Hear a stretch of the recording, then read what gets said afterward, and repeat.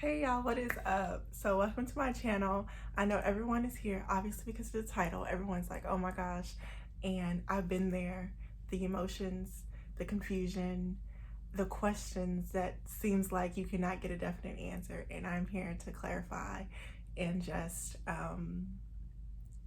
let you guys know the real tea, right? So since this will be a new series, I guess I'll call it military series or I don't know, I'll come up with something cute or whatever. But we're gonna do that. So my name is Kim, or Beautyinbootz, whatever you guys want to call it. Okay, you can follow me on Instagram at Beautyinbootz. Okay, yeah, that's gonna be it, at Beautyinbootz. So I joined the United States Air Force, the world's greatest Air Force, back in 2016. That is a whole 4 years ago. Mind blown, right? A whole 4 years ago. So I was fresh out of high school. I had depped in January 2016 of that year. And of course, before I could leave, I had to graduate high school in order for me to leave, to get a set date for basic. So I went to basic. So like I said, I depped in January, probably January 9th or something. That sounds about right, or 16th. And then I graduated high school in May, like May 26th or something like that. Spent the summer with my family, and then I left for BMT on August 9th, 2016. Trust me, you will not forget that date. So, little old me, 18 years old, my first job, ready for the world. So I thought, on my way to basic to get yelled at, right? But basic is honestly one of the least of your worries. And I say that because I've been in for 4 years now. I know it's not 20, but you see things. I'm my second duty station. So yeah, I have a little bit, it's better than Keisha from around the block, okay? But yeah, it's just like, basic is definitely the least of your worries. Being yelled at, brush it off, honey. Brush it off. Because what they go do? Hit you? They can't hit you. They can't fight you. They can't cuss at you either, believe it or not. So they can't cuss at you unless you go to Army, Marines, not maybe Navy, because Navy, they can cuss at you, but Air Force, they can't. Or they didn't make you do some push-ups. Okay, that's beneficial for you, but that is the least of your worries, especially if you're, but if you are not an athletic person and you do struggle with exercising, working out, then yeah, because you want to make sure you're in shape. But trust me, basic is going to get you in shape. Do you want to work out beforehand? Yes, so you don't look as bad in basic, but trust me, basic is going to get you in the shape that you need to be, okay, to be a United States Airman. It's not, they can say, oh, Army, this and that, Air Force. Listen, they got it down, okay? Got it down. So in basic training, I actually got 100 on my PT test. And I hate running.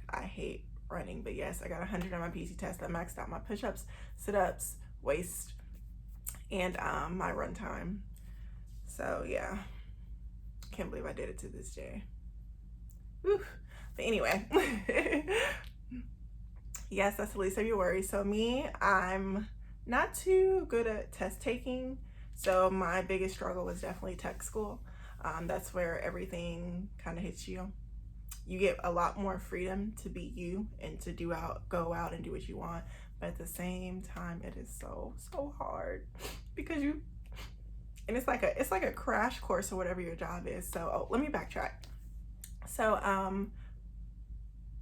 that's my dog. So yeah, let me backtrack. So in January, when I depped in, I didn't have a job. I selected 10 jobs, which were basically all medical and one intel job. And I believe, if I remember correctly, I did get operations intelligence as my job, intel job. And some way, somehow, a few months later, I think it was in May or April or something like that, my recruiter told me that I was double booked for the job, so I no longer had that job anymore, which meant that I would have to go to basic training open, or open general. What I got on my ASVAB, it wasn't that high, trust me, because Like I said, I'm not a good test taker, and I definitely wasn't trying to go to the military during that time. But my brother took the test, and my parents were like, oh yeah, you need to take the test because your brother's taking it, so why aren't you? And I'm just like, meanwhile taking SATs and ACTs just senior year, man. But yeah, so many tests, and I hated it so much, but here we are. So yes, I got like a 57 on my ASVAB, I want to say, which is not high at all. I do know that talking to people in the military, that it depends on your region.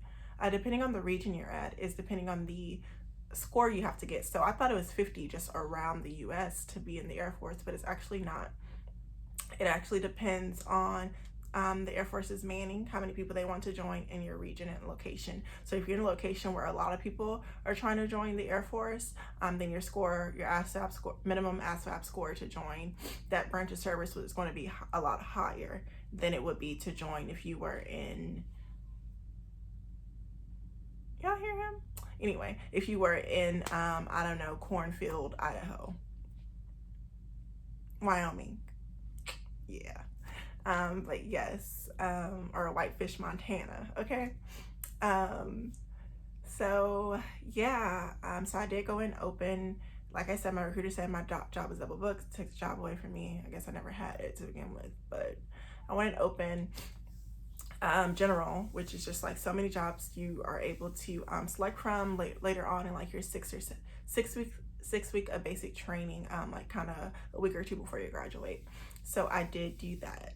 Yes, so, and then we are at MEPS August 9th, because you have to go to MEPS twice. The first time is to qualify, and the second time is to qualify again to make sure that you're either if you're overweight, you lost enough weight. It's just like a physical, just to make sure that you're mentally and physically fit and ready to go, because they don't want to have no issues, you know, before they ship you out something, because it kind of wastes the military's money if you like have like this underlying medical condition, they ship you out, and then in basic you know have this issue just come up, and then it's like, oh well, we mentioned this at MEPS, like why did you guys let him or her, you know, ship out? And then that's like a fault for the military, and they don't want that, because you just now wasted the Air Force and the military's money. And who like wasting their money? Because I sure don't. So I understand where they're coming from. What am I trying to think about? Oh, basic. Basic is kind of a blur, believe it or not. Like I said, it's like one of the least of your worries. So it's just like, and you're on schedule like with every single thing you do. You'll have 2 MTIs.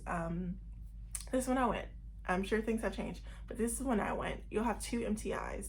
And for the females, you will have male MTIs. And for the males, you will have female MTIs. They say it's that way because females are harder on females and males are harder on males. So they try to switch it up so it's not like too, I guess, like strenuous on you mentally and physically, because you know how it can be. But yeah, I say a lot. I'm trying to say I'm trying my best not to say But yeah, the food was really good. It's like, it was so cool because, not cool, but it was just different because as soon as you were hungry, you ate. Like as soon as you were hungry, you ate. And then they have like a bunch of details you can do. If they ask for a chow runner, just know, I'm not gonna say much. If you decide to volunteer to be a chow runner, just be prepared, okay? It's not for people with soft skin. You need thick skin, like a turtle, an alligator. So just letting y'all know for that one. Don't be surprised. I tried to warn y'all. Not warn, but it wasn't for me. Let me just say that much. It's gonna be a lot of like you're gonna be in a big bay, is what they're called, bays, which is like big open rooms, like 2 rooms with bunk beds, like going all the way down. Two girls to each bunk, so it's one at the top, one at the bottom. And yeah, those girls are gonna become your best friends. Let me tell you something, they're gonna become your best friends, because if they don't, they're gonna become your enemies, and you don't want enemies, because then that's gonna cause drama and unnecessary drama, and you don't want that. You want your flight to be working together and be just working together, because that's honestly what basic is all about. That's what they try to teach you, is how to work together as a team. We all have different personalities, we all have different backgrounds and different stuff that's going on with us mentally, physically, especially females. It might be that time of the month for us, or we just like we had trainees who had children before you joined. So if you have like a daughter or a son or anything like that, if you have babies before you're born, before babies before you left or while you're in basic, it takes a toll on you because you're going to miss them, of course, or your children or child and family. If you're used to being around your family all the time, that definitely takes a toll on you. But they're able to write you. I think after the first week, they're able to write you. You have to give them a call, let them know your address and that you're okay and where you're located and all that good stuff. The letters don't start coming in until like the second or third week. But once they do, it's very refreshing when you do get letters. It honestly is. But it's like at the same time, everyone just starts crying. So it's just like, so emotional, so many tears, so much blood shed. No, I'm just kidding, not blood, but so many tears, so many emotions just involved with it. But that's just how it is, you know. Let's talk about Beast Week. Everyone's so worried about Beast Week. I know Beast Week. I hated Beast Week. Did I mention I went to basic in August? August and September. Do you know what that means? That's the hottest season in San Antonio. The hottest. Oh, and I just saw recently that people are going to Keesler for basic training to graduate. For basic training. That's different. But I wonder if I'm pretty sure it's hot there too. But yes, I went to San Antonio in August and September in their hottest rainy season. It was hot. It was hot.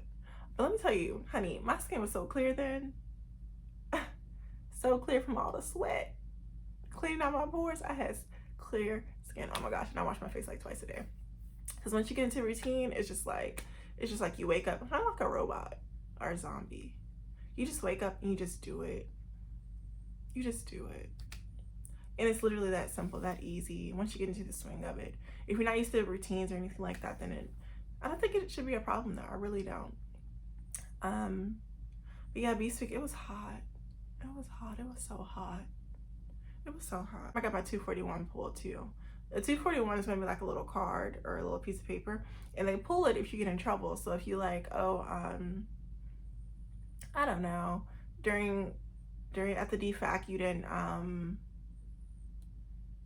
you didn't move your feet correctly or something. They're like, hey, training, where's your 341? And they always ask you that. They probably won't even be trying to pull it because you're supposed to have like 2 on you, or 3 or 4, something like that on you at all times. So they're gonna walk up to you and be like, hey trainee, where's your 341? Just because it's not like you're in trouble or anything. And then you have it or you don't. And if you don't have it, then you're in trouble. If you do have it, they might pull it, they might not. Most times it's just a check. But yes, I got my 341 pull for the first time. As it was, Beast Week is like the 5th week. So the 5th week, and it's for not utilizing the handrail when going up the stairs. Which sounds crazy.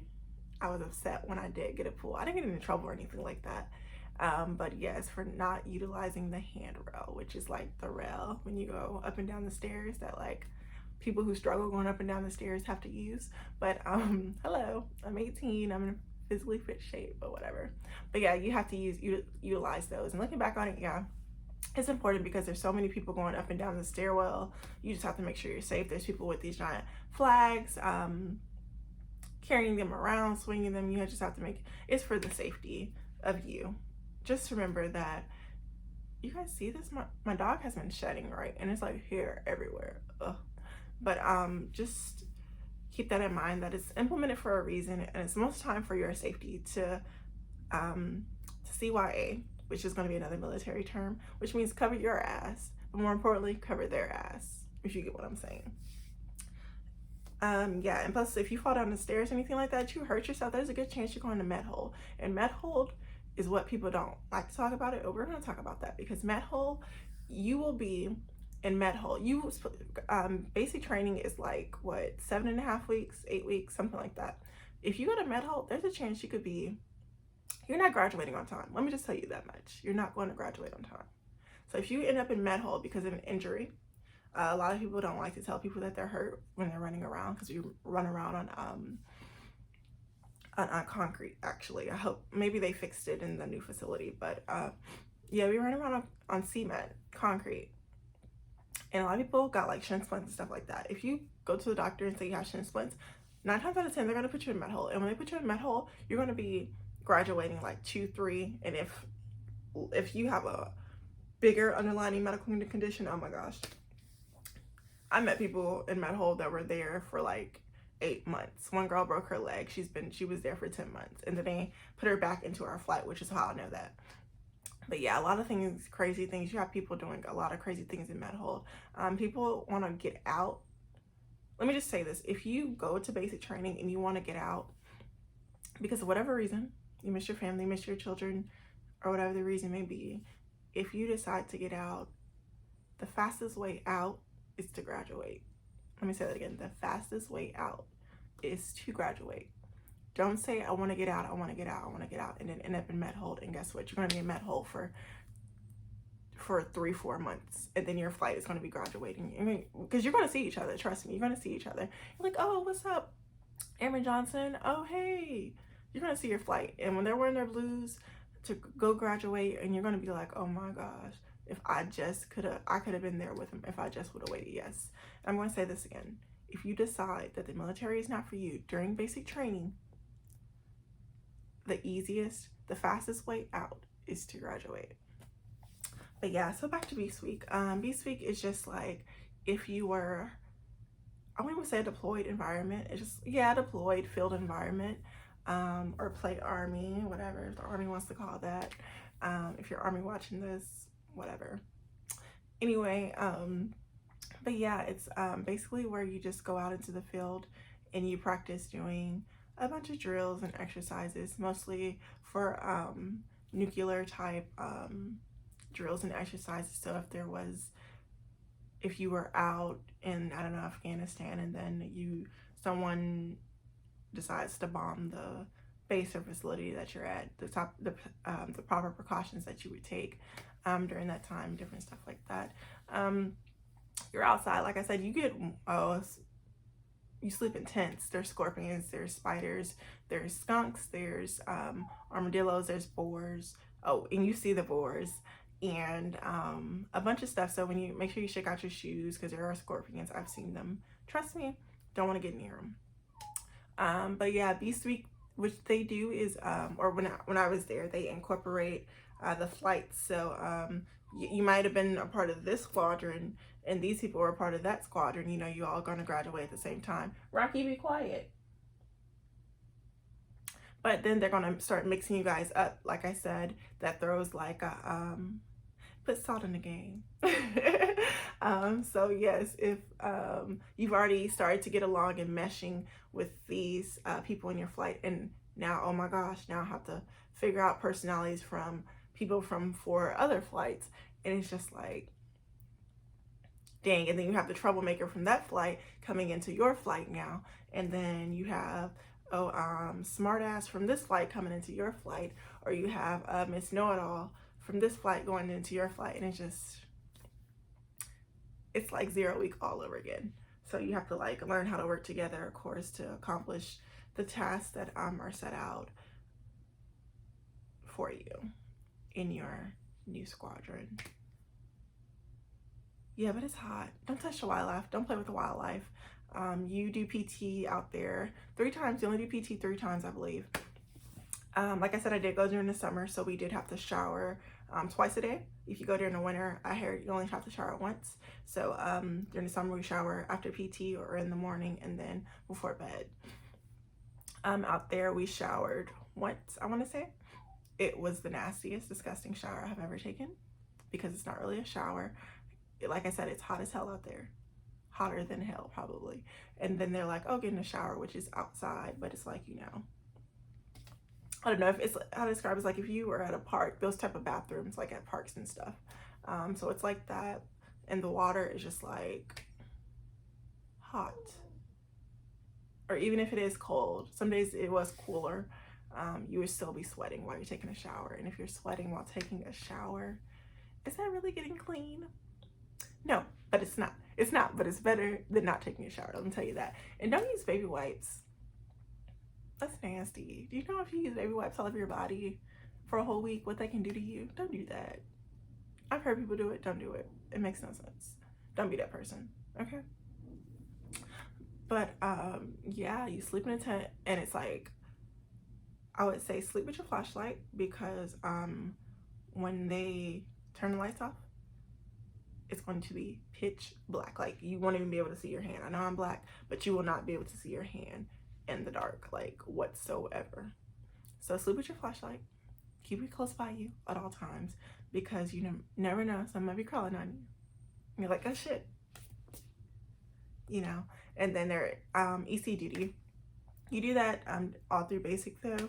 Just basically when you have to be up for like 2 hours while everyone else gets to sleep, or when you're sleeping and they wake you up, hey, in the middle of your sleep. Yes, the middle of your sleep. And if you're like me, who's always tired, never feels like I can get enough sleep, and someone is waking me up in the middle of my sleep at 2 a.m. when I gotta get up at 6, do you know how that makes me feel?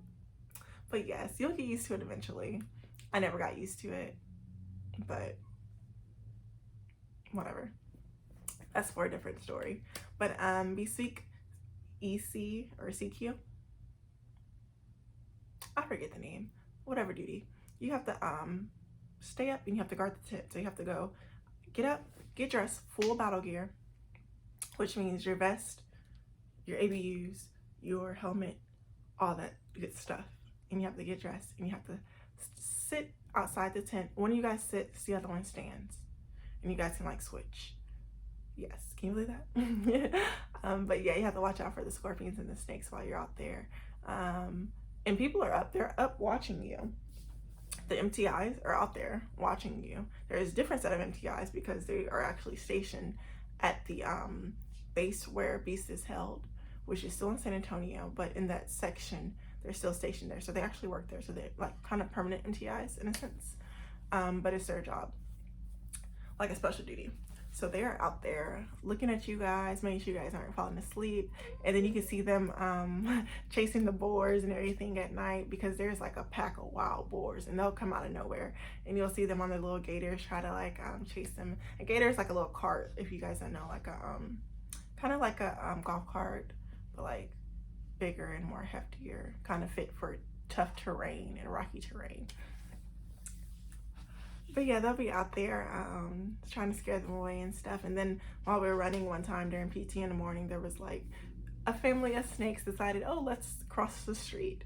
So everyone started freaking out, including me, but whatever.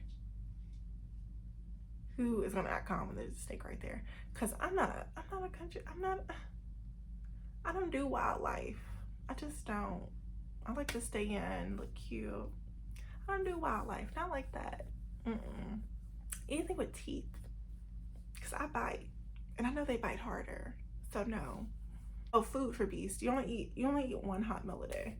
This is when the MREs come in, the meal's ready to eat. You have to eat those for breakfast and lunch. But for dinner, you'll get a hot meal, and it's the nastiest shit you have ever tasted.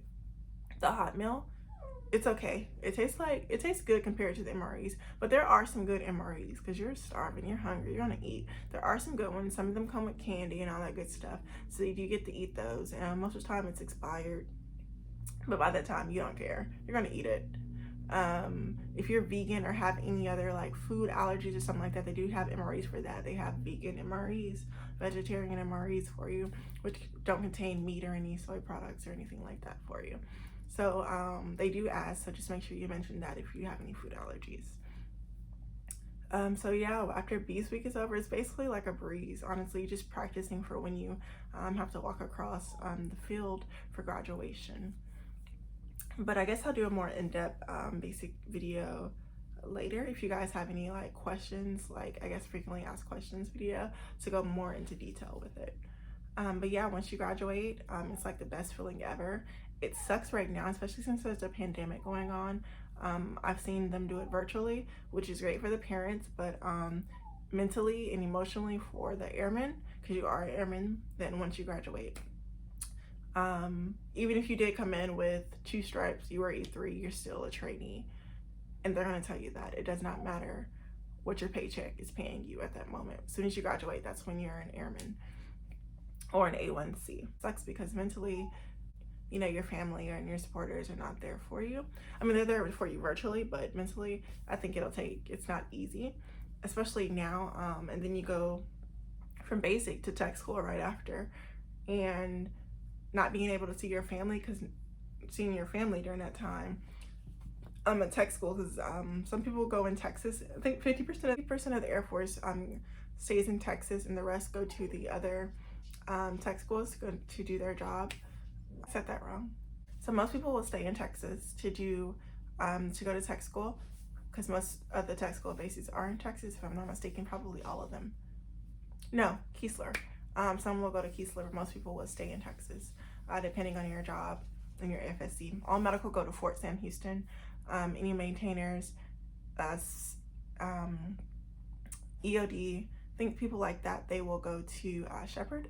Any firefighters, Intel, they would go to Goodfellow, which is all in Texas still, and then personnel and finance and different jobs like kind of admin will go to Keesler in Mississippi. Oh, look who it is. Rax. He just wants to make a special appearance because he keeps crying. Stop it. Oh. Peep the blue. Air Force West Branch.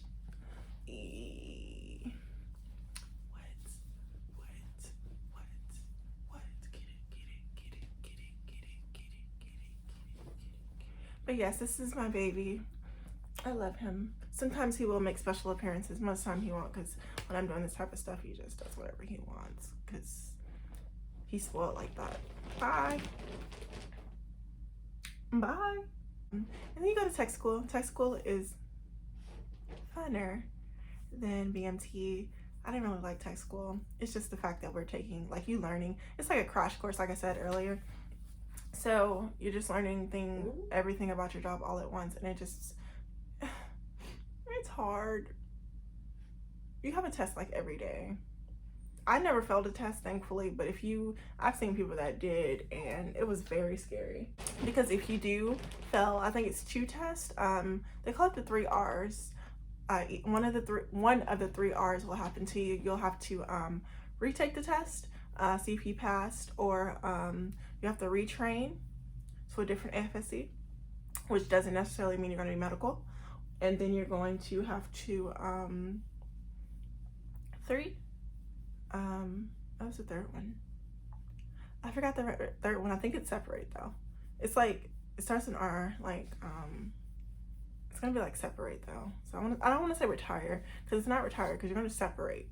Like, it'll be honorable, but it'll be a separation. So yeah. What I forgot to mention was so if you do go in to basic open, like I went in open general, during the 6th week of around the 6th week, you'll have a choice to select not only the bases you want to go to, but your FSC as well. So they'll give you a selection. It'll be the same thing like you did at MEPS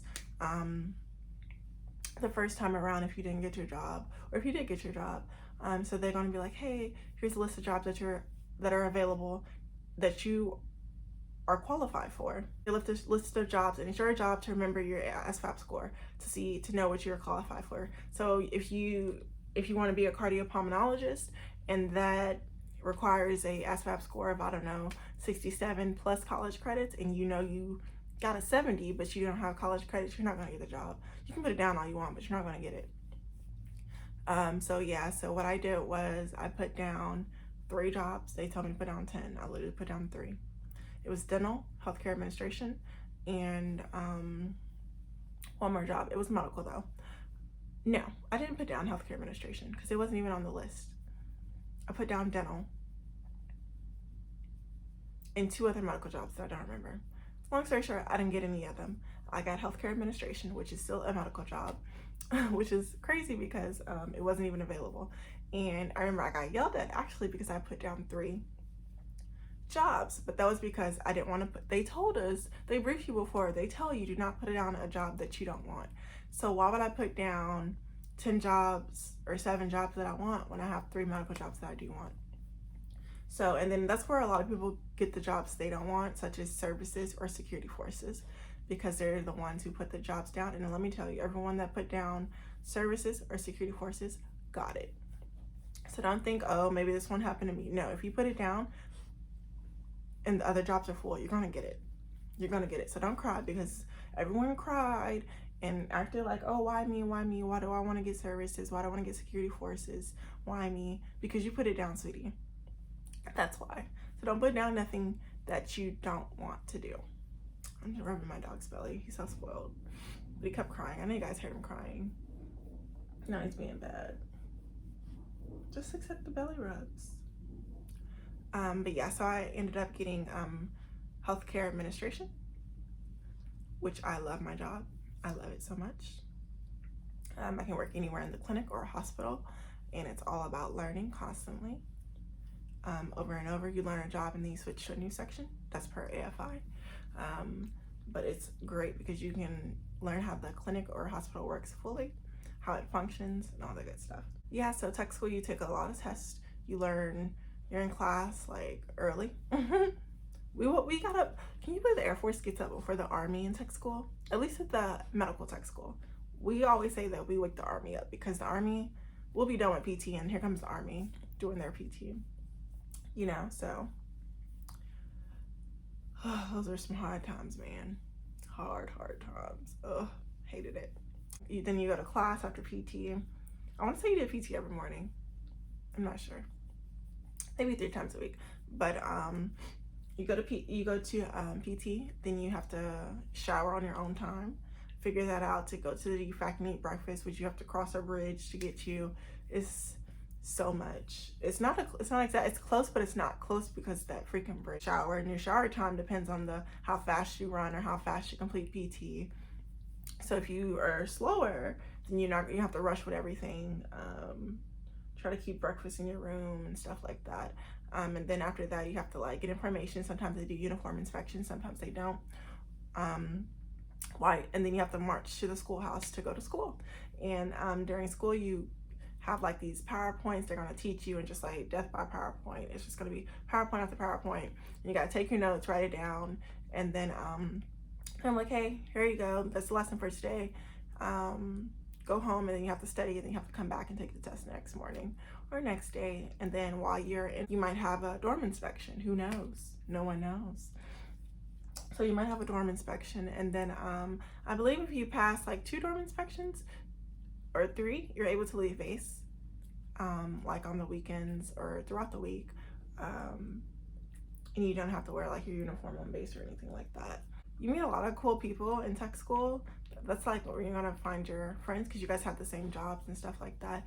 It's kind of sad though, because with certain jobs, especially medical, like 4Ns, it's a very high washout rate, which means washout is just another term for failure rate. So for jobs like that, in physical therapy, there's a lot of people you're going to meet, and then they're just going to disappear because either they failed. Most of the time they just fail the class, and then 4Ns, they don't really, you can retrain, they'll retrain to a different job, or they'll just have to get out. Yeah. And then physical therapy, I remember meeting like 5 physical therapists. He was like, oh yeah, our class started with 20 people, and then graduation is next week, or whatever, the next week. And he was like, yeah, we have our final test. And then next thing I know, it was like 2 people graduating from that class. And it just, like, that stuff was like, wow. Because you just never know. It just might be a test that you just don't get. You thought you studied, and then boom, you failed it. Not necessarily saying that it's, oh, your career is over and done with if you fail a test, but if you fail it and then retake it and then fail it again, then you find out, well, I think it was like my 2nd week I found out where I was going, but that's because my tech school is fairly quick. It's about 2 months or a month and a half. So the first 2 weeks I was doing details. I would go to the hospital on Lackland, because I was at Fort Sam. We would bus over to the hospital, and we were working the records room, and we would remove staples. Yes, you heard me correctly, remove staples. But there were a lot worse details, like cleaning the floors and stuff in the dorms, and like the ceilings and stuff like that. The day rooms, all day rooms, and it's like 8 of them total. It's just like a lot. So I would definitely say that was definitely the better detail. I could be like on my own without anyone having to worry about what I'm doing, like kind of micromanaging, still managing, but not like micromanaging, which was cool. Find out where you're going, like to your duty station about the second week. At least that's what happened to me. And I was so happy because I got actually the second base that I wanted. So on my dream sheet, like I said, with my job selection, I put down 4 bases, even though they said do 10. Got yelled at again for that, but I put down 4. They were all California bases and one was in Florida, and I just so happened to get the one that was in Florida. So I was stationed in Florida for about 2.5 years, 3 years, maybe it was 3. It was 3 years. I was stationed in Florida for 3 years, and then I just moved to Texas to get stationed out here. So it's hot. It's hot. But I like it. It's a small town. It's okay. My job is cool. Like I said, my job is kind of like the best part of being in the military. Because if you hate your job, you're just gonna hate life, and then you're gonna hate home, and then there's like not gonna be any filters, and you know, no, it's not gonna be fun for you. But yeah, make sure you choose the right job for you. If you're like hands-on, then be maintenance. If you like office work, do personnel. If you or finance, if you like money, try to do finance. Finance doesn't really have a high rate for people to get that job, but someone has to do it. So there's always a chance that you could do it if you want to do something like that. 4 years in, I extended I originally did a 4-year contract. I extended for 2 years in order for me to PCS to Texas, because I had to have that retainability or that time left in order for me to go to this duty station. So basically they're not going to put you at a duty station just for you to get out, you know, doing freaking, I don't know, Japan just for you to say, oh, hey, I get out next week. No, you're gonna have to stay there for a few years, and then that's how they go about that. Extended, I originally did 4 years. I extended for 2, so now I extended. I didn't re-enlist. If you re-enlist, then that's a whole nother thing. So I'm still considered a first-term airman, which means I get first-term airman benefits, such as choosing duty stations and other stuff like that. As far as military TA, because they say they pay for your schooling, which is true, you are only allotted a certain amount of money per year. I think it's about $4,000. You're allotted that much money, which is not a lot, believe it or not. It's still good money because it's better than paying out of pocket, but you're allotted $4,000. If you decide to go to a university that is tuition is we'll just say $1,000 per class, then you would only take 4 classes for that fiscal year. And so that means that whole year, you can only take 4 classes. You can also apply for your FAFSA, which is Federal Student Aid, get money from that. And then you can also CLEP or DTSP courses for free once a year. Your first time is free, but the second time you have to pay for. So that's always a plus. I did take a few CLEPs. I haven't passed any CLEPs. Oh well. So I just take the classes. I do go to a ABCU university, which is like a fast-paced university that online once you get qualified. Overall, my military career has been a career, if that's what you want to call it. It has been pretty damn sweet. I've met a lot of people. I've done a lot of things, stuff that I never thought that I was going to do. I've been to, one day at work, we went to Disney World. Like, kid you not, it's just so much stuff that for a course, but there's so much stuff that you are able to do that the military allots you to do, to travel and different stuff like that. And one thing I would say is my advice is it's what you make it.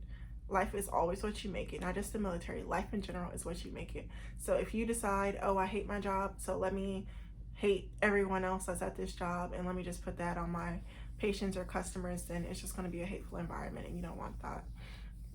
If you say, oh, I hate my duty station, I want to stay in my room all day, I don't want to meet any new people, then you're just going to be like, it's just going to be a ball of hate, and it's going to build up inside of you, and it's going to be awful. You're going to hate life. You're going to hate everything, literally everything. So it's what you make it. Once you get to your first duty station, go out, meet people, go to friends, go to parties, go to places to eat. Even if you have to do that by yourself, go out and do it. Because when you do, it's gonna be like, you're gonna meet people who are gonna be friends for life, and or sisters for life, or brothers for life, because that's what they are. They honestly are. People you can call on when you need them, and those are the real definition of friends. Not, hey, what are you doing, let's go out, okay, bye. You know, people that you can call on when you need. So yes, that'll be the ending of this video. I think I covered everything for the first part.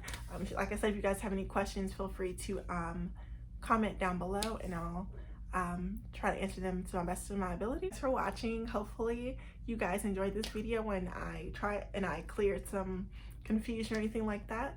But yes, stay tuned. I will have more videos uploaded, different things like that. So yeah, thank you guys for watching. Don't forget to like, comment, and subscribe. And yeah, have a great Air Force Day. She know it's money to make. I promise one of these days we gon' come up with a way. Hey, yeah, I'm so amazed. They won't let me be great with no holes in my face before I was getting paid.